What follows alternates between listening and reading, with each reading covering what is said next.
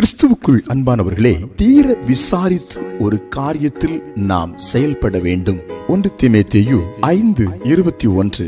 நீ பட்சபாதத்தோடு ஒன்றும் செய்யாமலும் விசாரிக்கும் முன் நிர்ணயம் பண்ணாமலும் இவைகளை காத்து நடக்கும்படி தேவனுக்கும் கர்த்தராகிய இயேசு கிறிஸ்துவுக்கும் தெரிந்து கொள்ளப்பட்ட தூதருக்கும் முன்பாக உறுதியாய் கட்டளையிடுகிறேன். அன்புக்குரியவர்களே, மிக காட்டமான ஒரு ஆலோசனையை பவுலடியார் தீமோத்தேயுவுக்கு சொல்கிறார். ஒருவன் உனக்கு முன்பதாக குற்றம் சாட்டப்பட்டவனாக நிறுத்தப்படும் போது ஆழமாய் விசாரித்து நீ நியாயத்தை வெளிப்படுத்த வேண்டும். அவனை குற்றவாளி என்று தீர்க்க உனக்கு அனுமதி இல்லை.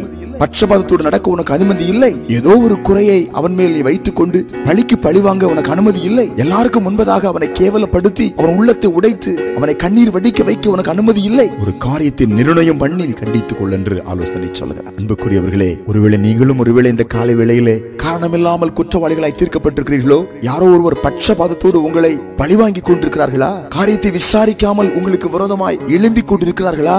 கவலைப்படாதிருங்கள். நியாயத்தை நியாயம் என்றும் நீதியை நீதி என்றும் பட்டப்பகலாய் வெளிச்சமாய் மாற்றுகிற தேவன் உங்களுக்காக உதவி செய்ய காத்துக் கொண்டிருக்கிறார். நிச்சயமாய் எல்லாருக்கும் முன்பதாக உங்களை உண்மை உள்ளவர்களாக குற்றமற்றவர்களாக ஆண்டவர் நிறுத்துவார்.